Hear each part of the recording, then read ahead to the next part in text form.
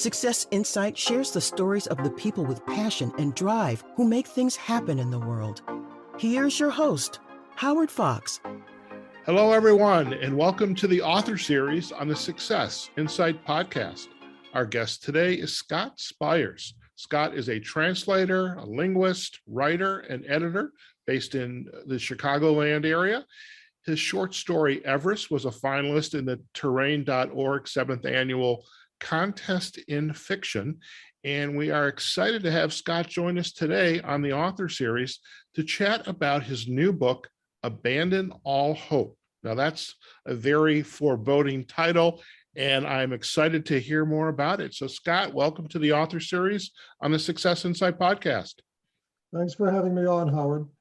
Now, before we get into the book and this title and where this came from, I would love if you could share, and I realize this could be an entire episode or multiple episodes in their own right, if we would talk a little bit about your background, because you've done a lot. And I think it's important because that's kind of been the context which helped to create this new book of yours. So share a little bit about your story. Well, to begin with, I was born halfway around the world in New Delhi, India. And that's because my father was stationed at the US Embassy there. And since then, I've lived in a lot of different places. I was brought up as an army brat.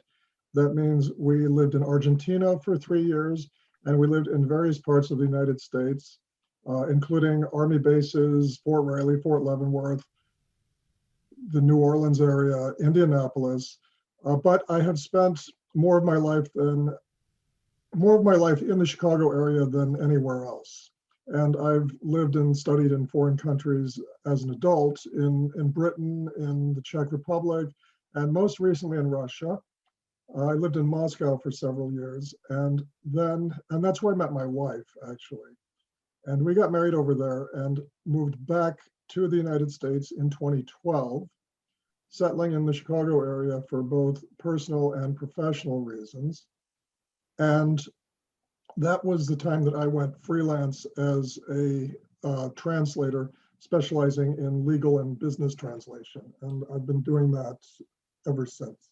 Excellent. And a question that I will ask you, we can ask it now, we can answer it now, but when you go freelance, I mean, that means you're a business owner, an entrepreneur in your own right, which has its challenges versus having the quote unquote job where somebody's giving you a consistent paycheck. And how was that transition for you to go from the paycheck to being responsible for your own health, Maslow's hierarchy of safety, security needs, et cetera? Well, in Moscow, I was working on staff for Baker & McKenzie, the law firm. I was a staff translator, so it was a regular job. And I actually still work for them occasionally. They're one of my clients. But when I went freelance, the first thing you notice is your workload is going to fluctuate, and you're going to have good weeks and bad weeks, and you're going to have some weeks where there is no work at all. So you've got to be marketing yourself somehow. The most valuable tool in getting work for me, in addition to personal contacts, was my membership in the American Translators Association, because potential clients scan those listings to find translators for their projects. And I've gotten some good continuous jobs from them. Since I went freelance, also, I do most of my work for agencies, translation agencies who are essentially middlemen or translation brokers. The client hires them and they find the translator. Sure. Most of that, these companies can be based in the US or in Europe, and that brings its own set of challenges because you become dependent on them. And sometimes they don't have very much, sometimes they have a lot. And there's another issue that I'm going to get into in a little bit, which is automation and the effect that it's having on translation. But So the ATA membership was probably the single most important thing in getting me jobs. And I had kind of a social safety net because my wife has the traditional full-time corporate job. So I get, the health insurance and the steady, not fluctuating salary through her. So how did you begin to take on this moniker of writer author? Because I mean, you're writing a lot, the linguistic, the translation work, so you're writing for a living. But when did the stories start to coalesce for you that they became a product? And when we alluded to Everest, which was a finalist back in 2017, but had you been writing before that, had a notebook? How was that starting to come about for you? Well, that's another case of something that I've been doing most of my life, which tends to fluctuate and go through distinct phases. I was always verbal. I was writing stories as a kid and in high school. I didn't have ever a job, though, which could be described as writer. I just used my writing skills in such jobs. And then when I had the time or the inspiration, I would take on independent projects, which would usually be some form of creative writing. But to give an example, I used to work for Berlitz International, the language teaching company. Yeah. So I was working in their curriculum development department, putting together teaching materials. And that, of course, is a lot of writing and editing. And managing of writers was one of the things that I did. But at the same time, I was doing things like I was going to writers' groups, taking part in them, and just doing some creative writing on the side, writing short stories mainly. And at the same time, there's Max. He's a feature of the podcast. All right. Okay. Yeah. So like the dogs have passed and okay. And so I was participating in writers groups, writing short stories and things like that, and actually getting some of them published. I also did some journalism. For example, I was living in Prague in 2001, 2002, and one of my jobs was to write about the Czech beer industry, which is a very important thing. I'm a huge fan of craft beer, and Prague is sort of the holy city for beer lovers. So I was writing about that. And I was also writing about other fields like insurance and professional services, which was not as interesting, but I did get to write about beer. And I also wrote for an alternative weekly, which both of these papers are now defunct. This was a long time ago, but I got to exercise more of a artistic and human interest angle there. I wrote book reviews, I wrote sort of culture articles and the like. Sure. So I've been writing in some capacity for most of my life, whether it's been practical and work related or creative. So it's not something that started recently, although with the publication of my novel, this is the single biggest thing that I've done. Sure. Now I have to ask this question, and I'm asking this because one of my guests on an earlier podcast on the author series shared this. Actually was not the author series, it was our outdoor adventure series. She loves writing. She's a photographer, outdoor adventurist. She used to write papers for her peers in school. So did you ever write papers for your classmates? No. I never did that. I mean, I realize some people have made a business of it. It is, it's sort of the dirty secret of academia. That you can hire these people to write papers for you. But Okay. I never actually. Okay. I just thought I would ask because she brought it up. I did ask her, was this a side hustle for you back in high school? And she said, no, I just did it for fun.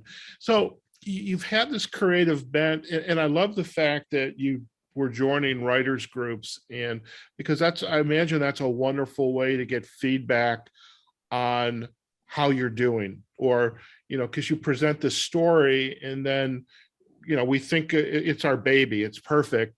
And then we get some feedback, and hopefully feedback in a truthful and kind sort of way. How was that experience as you're starting to kind of hone your skill as a creative writer?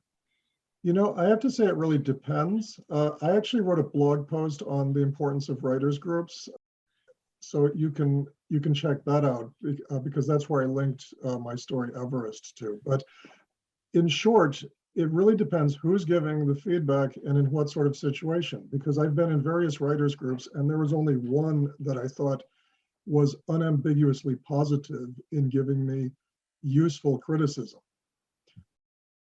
Other writers groups, either there was a certain mismatch between the people involved, like they were doing different things, and maybe the people who were critiquing their work were not the ideal audience for it, or some groups were constituted essentially as self-affirmation exercises where you would read your work and everybody else would applaud and say how nice it is. But obviously this is not a way to improve your work, because if you're writing seriously, you have to know that criticism is part of the game, and you are only going to improve if people criticize you.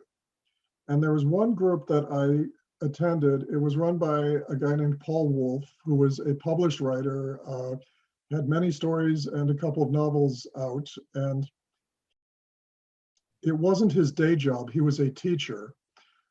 But while he took it very seriously as a hobby, and he ran a very serious, rather stringent writers group. And I learned an awful lot in that group. Is this group still around, or is it, defunct now? It's defunct because Paul Wolf, the founder, died in 2008. Oh, okay. So, Okay. yeah. So that's scattered to the winds, but it was the only writers group that really did me any good, I would say. Okay. Now, are you still a part of a writers group today? Do you run one? No, I don't. I've thought occasionally about starting one or about getting back into it, but circumstances are not favorable right now, partly Sure. because of COVID, but also because of things like transportation, and because I think we would have to define the purpose of the group rather strictly, and I haven't come up with a purpose yet. Okay. Saying, Fair enough. we're only doing fiction writing, long form fiction writing, and only come here if you can stand being criticized, for example, and that excludes a lot of people. I can imagine. Giving feedback is a skill. It's sometimes I just received feedback yesterday from a review of a LinkedIn profile audit. So it's like, okay, thank you very much. Now I'll go back and review what I wrote. But yeah, you got to be able to accept the truthfulness and kindness. So before we get into Abandon All Hope, tell us a little bit about Everest, because again, as I was prepping for the show, I was on your website and the blogging, and I did have an opportunity to find Everest and read it. And how did that come about? Believe it or not, it actually started with a dream that I had. I dreamed that I could fly. I was wondering what I could do with that gift. I don't remember many more specifics of the dream because that's the nature of dreams. But when I got up, I thought, this is an interesting idea for a story, to bestow a gift on a character which we would normally think of as magical. And how do you react to that? How do you begin using it or not, as the case may be? And I also liked the idea of writing the story in such a way that it could be read either as a fantasy or hallucination on the part of this character, or as a straight fantasy story, that you're meant to take seriously as you're reading it. I think it's possible to interpret it both ways. What I loved about it is, the protagonist in the story, all of a sudden this gift just appears, and he's kind of like, what's going on here? Yeah, it just appears to him, it's given to him. Sometimes in life things like this happen, and I was making a sort of fantastic metaphor out of it, you could say. It's like, what do we do with these amazing things that might suddenly come to us unexpectedly? Excellent. Yeah, and I did like the old man and his stick. I thought that was special. That was special. So, Abandon All Hope. How did this novel start to come about for you? I mean, it reminded me. Number one, I actually knew this was on the, I guess, the door frame of in Dante's Inferno, I guess the path to hell. So I did know that. So I think I get a gold star for that. But it reminded me of some other novels, and I think you talked about it in one of your blog posts. You know, the movie there was, or maybe it was a book too, High Fidelity. There was a movie, Office Space, and all I remember is the red swing line stapler on I forget the character's dad, what his name was, and Milton. And there's also the book Generation X by Douglas Coupland, Yes. and the veal fattening pen. And I've always remembered veal fattening pen. So Abandon All Hope, I think, is an interesting title for a book. And so share a little bit about, you know, how this book came about and where, and you, because this is in some ways some stories from your life experience, but then bringing this together into a book. How'd that come about? Well, I mentioned earlier that I used to live in Prague back in 2002 when I was writing about the Czech beer industry, and I was also writing in general. And that was when I came up with the idea of the book and wrote some initial sketches, because I had been laid off a job couple of years previously, and it was your standard kind of office job. And I thought, I've got enough material from this job and from other jobs I've had to do a nice satirical novel out of it. And so I tested it. I wrote some episodes. I had to create characters, of course, and I came up with the idea of contrasting protagonists who would have a similar background. You know, both grew up in the suburbs, had that usual background, but they were taking completely opposite approaches to life. And so I wrote about half the book at that time. But the funny thing was, it lacked direction, it lacked a focus. It's like these episodes were fun to write. I thought they were entertaining. I was mining this very useful material from real life, but the book was not really going anywhere. So I set it aside.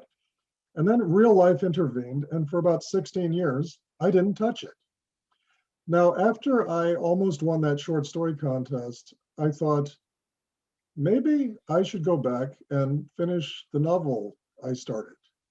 And there were other factors too. For instance, I started writing my blog in 2018, and that really got my writing muscles exercised and wanting to do a larger project. So in 2019, I took out this old manuscript that I'd been working on. It was half a novel, as I said, approximately. And I decided to finish it. And themes and ideas and characters became clearer in the course of that.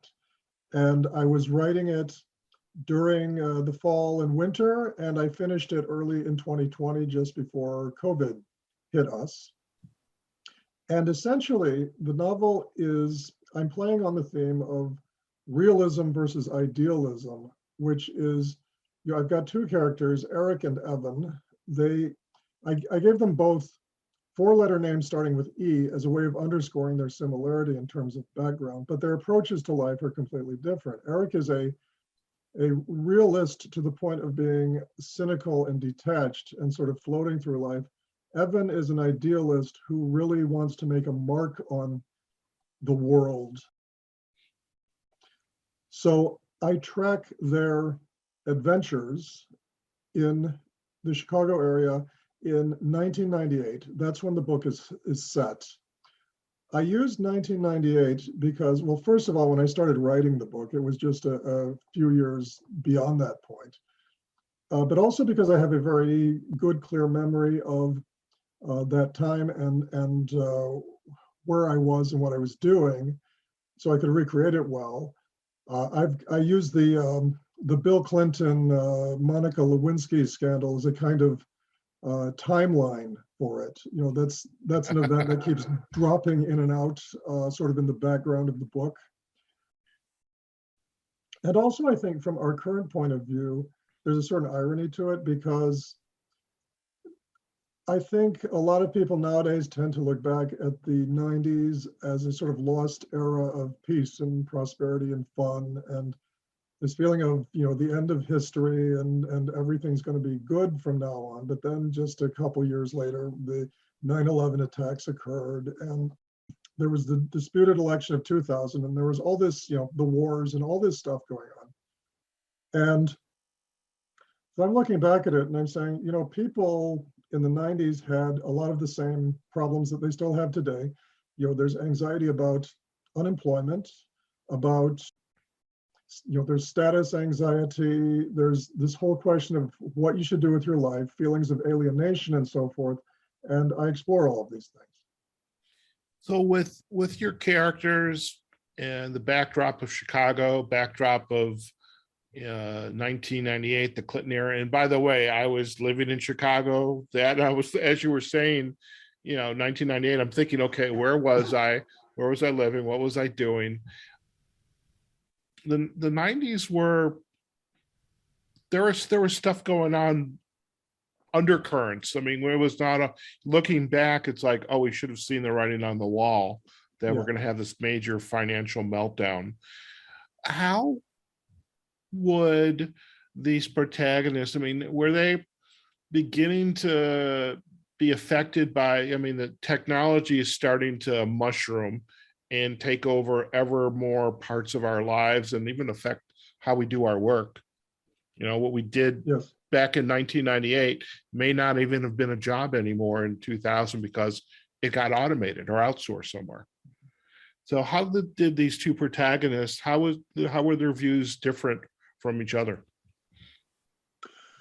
Well, it's going back to the, sort of the basic issue here, realism versus idealism. Eric, the realist, is in his mid-30s, and his basic attitude is that, yeah, I could change this job for something else, but whatever I do is likely to be just about as unrewarding as what I'm doing now. So he doesn't feel any incentive to make a major change in his life. He prefers to just, wallow in his apartment, watching movies and spinning old records and just generally getting, as much enjoyment out of life as he can. As for Evan, he's a much younger guy. He's a college dropout who has felt the pressure of growing up in this pressurized suburban environment where you're supposed to achieve, and you're supposed to go to the best college and so forth. And he's alienated from that and trying to make a mark on the world in his own way. He's writing a philosophical treatise, but to support himself, he lives in a cheap apartment. He does basic jobs that he creates himself, like shoveling snow for money or working at a temp agency. So for him, work is just a means of support while he works on his philosophical treatise and tries to change the world while he's doing so. So they're both alienated from work but in different ways. Not to necessarily put you on the spot, Scott, but who did you align with more, or was it a little bit of each protagonist? Well, I have to say, while in the making of these characters, I drew on personal experiences, both my own and those of other people. But of course, they're all modified for purposes of the story. I do think I'm naturally more inclined to Eric the realist's point of view. But I do also have to stress, there's an age difference between these two guys of about 15 years, and it's possible that the idealist could turn into the realist as he gets older. What I find is interesting is today, 2021. So I do a lot of career coaching, career development coaching, and and I had a client yesterday who was just working. And she wanted something different, but she didn't go out and do anything about it. When there's a job, when there's an opportunity for a promotion, or if she says no, it's like, well, why are we keeping you around here? Yeah. And so I think I'm curious today in 2021, which one of these characters would have survived? That's a good question. And I'm going to say, given circumstances today, I think Evan, the idealist, would actually be doing better based on a decision he might have made in the last chapter of the book. However, I'm not going to tell you what he did. You'll have to read it to find out. All right. So to our listeners, you got to go read the book. Okay. You got to read the book. Looking back now, the journey of writing this book and this long gap between you when you first were creating these little stories or episodes, and now you've brought this book together.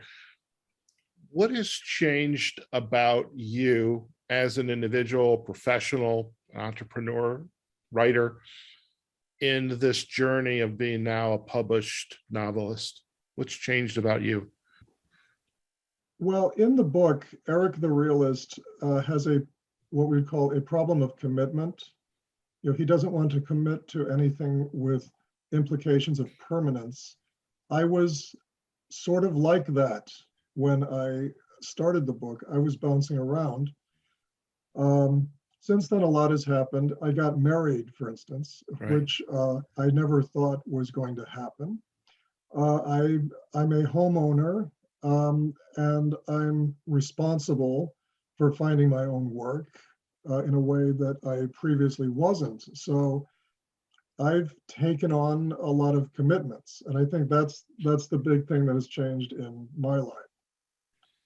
And by the way, speaking of the commitments, and I have to, from my own perspective, I would equate myself more with Evan as well, because I woke up in a hotel room one day and it said, this is just not working. I can't do this for the rest of my life. And so I definitely appreciate the Evan perspective, and it's actually refreshing to hear how you have changed as well and how that informed the writing. Where do you see now this journey of being an author, and do you see other novels in your future? Is this the one and done? I've done it, now it's off my bucket list, I'm going to go off and do some other exciting things? Or do you have more novels in your back pocket? Very interesting question, because I'm not really able to give a definitive answer at this point, but I have to say my head is buzzing with ideas. I'm wondering what I should do for a follow-up project, and I do have some ideas. I would like maybe to write another novel, but also to get back into shorter forms a bit. For instance, I think the novella is a great form, or a short novel. And unfortunately, it's been sort of overlooked in the history of publishing because it's hard to market such things. But I would like to give a shot at writing novellas or long short stories. I'm also toying with the idea of a photo novel, by which I mean, I have a photographer friend. He's actually the guy who took the cover photo for Abandon All Hope. And we're thinking of doing a book where I would supply the text and he would supply the photographs. And it might be some kind of post-apocalyptic end of civilization kind of story. But right now I'm just thinking about that. But and there's nonfiction I would like to write. I'm already doing this in short form on my blog. The blog is a good way to get some writing practice, put some ideas down for things which might become larger pieces in the future. So yeah, I definitely see myself as continuing to write into the future. Sure. How do reviews, whether in the blog comments or the book itself, it's available on a variety of book buying platforms, as you get reviews and perspectives from other readers, how is that informing your writing? Well, right now I don't have any reviews because the book was just released, Right. like just a few days ago. So it's going to be a while before I get that kind of feedback. So that's that's wide open. That's part of the fun. I'm curious to see what people will say about it. Of course, I hope it's positive, but even if it's negative, it might be useful. Constructive criticism. We'll see. I'm just really curious to find out. Okay. Now, when you are not writing and taking care of Max there, how are you and your wife kind of enjoying hopefully post-COVID, soon to be post-COVID, but what do you do for fun when you're not sitting down at the computer writing? Well, we live in the wonderful town of Lake Bluff, Illinois, right on the shore of Lake Michigan. It's a very beautiful traditional town, and we do a lot of local activities. We like to take long walks along the lakefront with the dog. Then we go to our award-winning local brew pub. I do a lot of cooking. My wife does the commute, and I stay at home, so I've got access to the kitchen. So we have actually a rather idyllic life here, COVID or no COVID. And I have to say that, this summer has been really, really nice. We did all the things we enjoy doing. We had concerts, we had art fairs, we had restaurants, everything that we like to do. And granted, in summer, the infection rates were really low, but it felt almost normal, and I felt good about that. I have to say that as things currently stand, we personally are not really affected by COVID that much. Yeah, yes, now we have to put a mask in when we go in the store or the library or whatever, but that's a minor imposition. So it certainly does feel like we're getting back to normal, at least where we are. We had a really good summer, as opposed to last year, which just felt, well, you know how it felt. I don't have to tell. Yeah, no doubt about that. Scott, if our listeners would like to learn more about you and your work, the blog, etc., where are the best places for them to go? Well, the best place is my website, which contains the blog, and that is sort of a clearinghouse for me. I mean, if you're a potential client looking for translation work, you should go there too, because I discuss my services on that website. But I've had the blog for 3 years now, and I update that fairly regularly. So you should go to swspires.weebly.com. Excellent. Yeah, we will provide the backlinks to the website as well. And really, if you want to shout out to the brew pub, we'll be happy to provide a backlink to them, if anybody wants to go visit Lake Bluff. Yeah, it's Lake Bluff Brewing Company, it's called. That's easy. Yeah. So I have to ask you, so I lived in Chicago. Have you ever been to Hopleaf? I don't think so. Is it the one in, there's one in Rogers Park, and I think there's another in Wicker Park or something. Am I? Hopleaf is in Andersonville, like in Foster and Clark area. So okay, I'm misremembering it then. Yeah, I'm a Belgian beer kind of guy. I'm a Belgian beer. We go to brew pubs all the time, and we like to do driving vacations, which are often based around what breweries and wineries we can visit. I think that's pretty cool. I do that around coffee shops, so especially roasters. But I love that. I love that. Scott, it's been an absolute pleasure to have you on the author series on the Success Inside podcast. I know this is probably one of your first podcasts you have been involved with, so I hope this was a pleasant experience for you. It's a great conversation to learn more about you and the book, Abandon All Hope, and hope you enjoyed yourself. I certainly did, Howard. Thanks for having me on. Fantastic. And best wishes for the book. And of course, we're going to provide the backlink again to your website, swspires.weebly.com. And we'll also provide backlinks to some of the book buying sites so they can pick up Abandon All Hope. I love that title. And it's a little ironic. It's a little ironic. I think there is hope, though. I mean, I often ask my guests, do you have hope? And, I think, again, why I liked Evan, life's changing and you have to adapt. If you don't adapt, then life happens to you. And yes, exactly. So, all right. Well, once again, thank you. And we look forward to hearing more about your future successes and with obviously the success for Abandon All Hope. Okay. Thank you.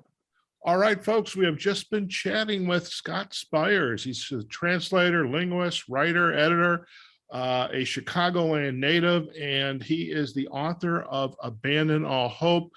Definitely go take a look at this book and enjoy it. It's a great upcoming holiday reading. Okay, there's a lot going on in the news, and what better way to kind of take a break from the media and enjoy a nice book, sitting down with your favorite craft beer, or if it's me, a nice iced espresso. So check out Scott's webpage. We'll provide the backlink there as well as to the link to the book buying site so you can pick up your copy of Abandon All Hope. We hope you enjoyed today's episode of the author series on the Success Insight podcast.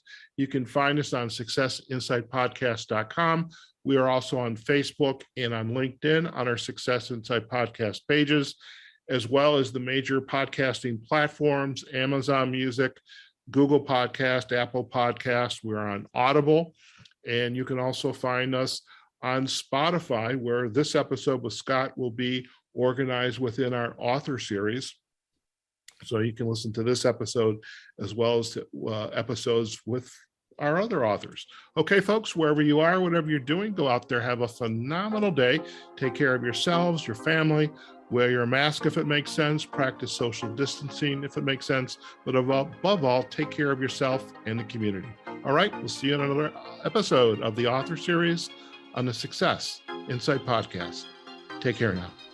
Success Insight is a production of Fox Coaching and First Story Strategies.